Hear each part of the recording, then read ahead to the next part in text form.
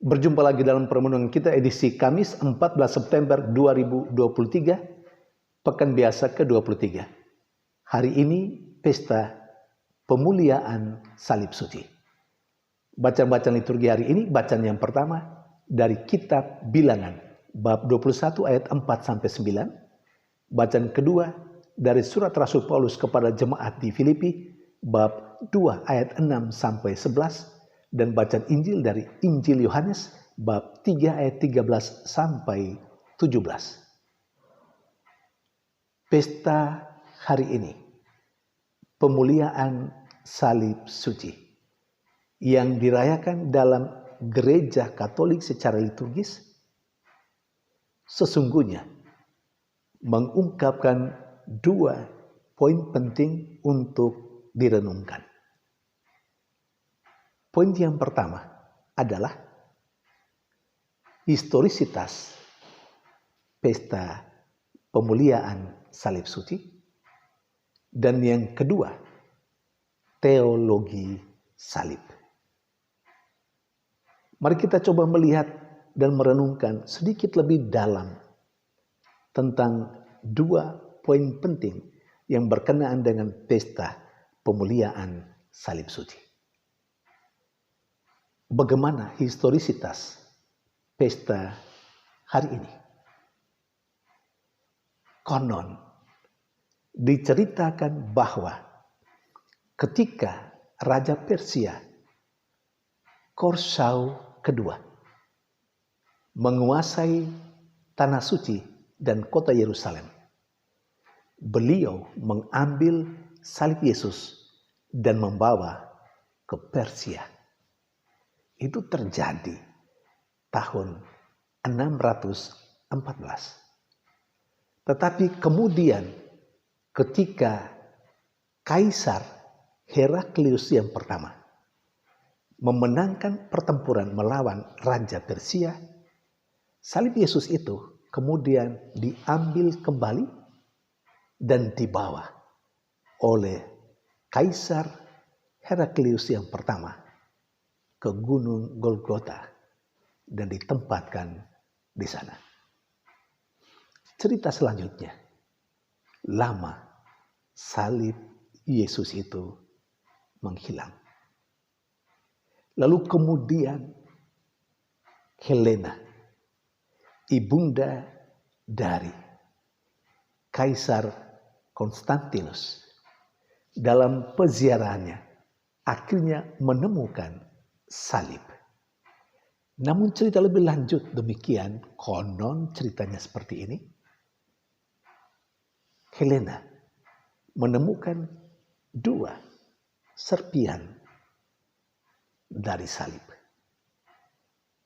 Dia bingung mana serpihan salib yang adalah salib Yesus Kristus dan mana yang bukan. Diceritakan juga bahwa untuk menguji mana salib Kristus dan mana yang bukan, maka dibawalah orang yang sakit.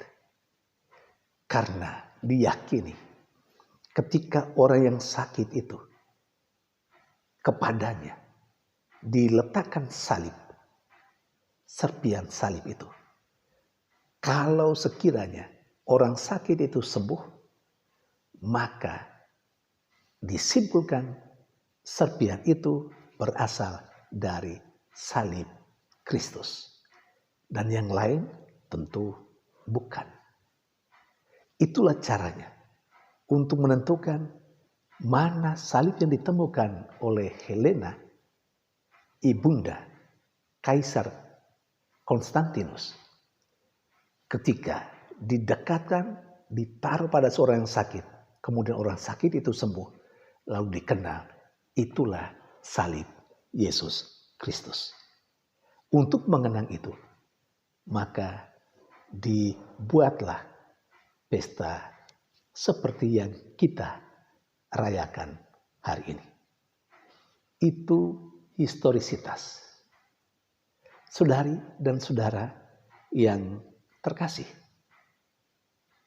Poin yang kedua pesta hari ini, pemuliaan salib suci, mengantar kita untuk mengenal lebih dalam teologi salib. Salib, kayu palak. Untuk orang Yunani dan orang Yahudi adalah ungkapan kehinaan dan kebodohan. Tetapi kemudian ketika dalam kayu palang itu dijadikan sebagai tempat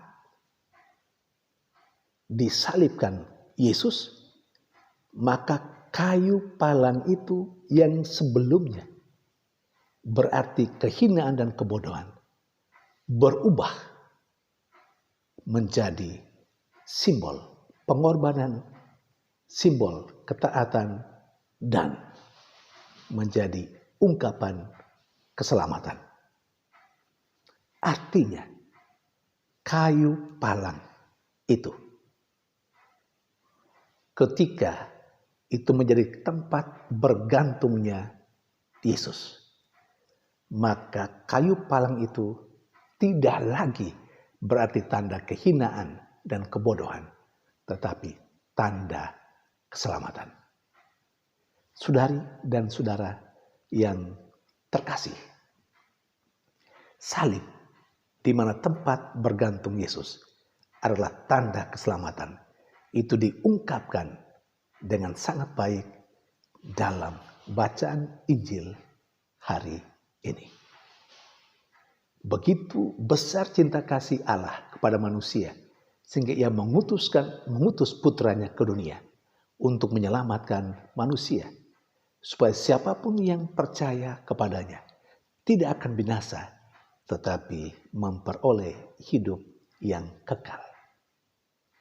Dan keselamatan yang dikerjakan Allah melalui Yesus Kristus itu dilaksanakan melalui salib. Karena itu bahkan sejak perjanjian lama,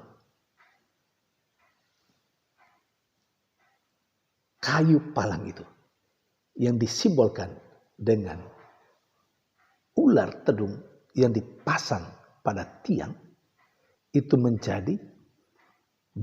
menjadi tanda keselamatan orang-orang Yahudi yang memandang ular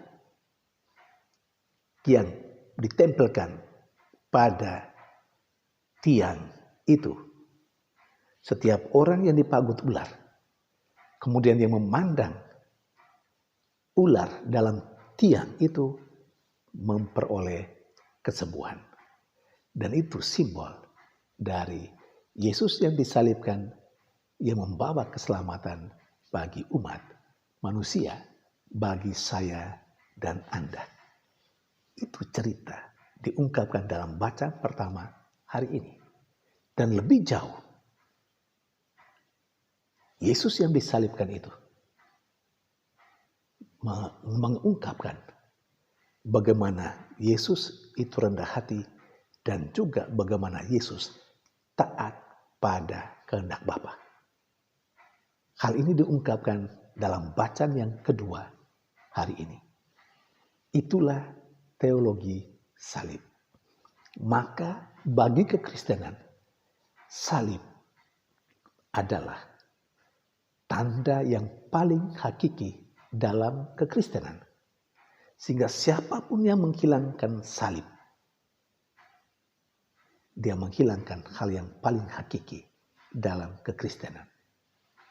Saudari dan saudara yang terkasih, semoga kita menyadari bahwa ketika salib itu menjadi tempat bergantung Yesus,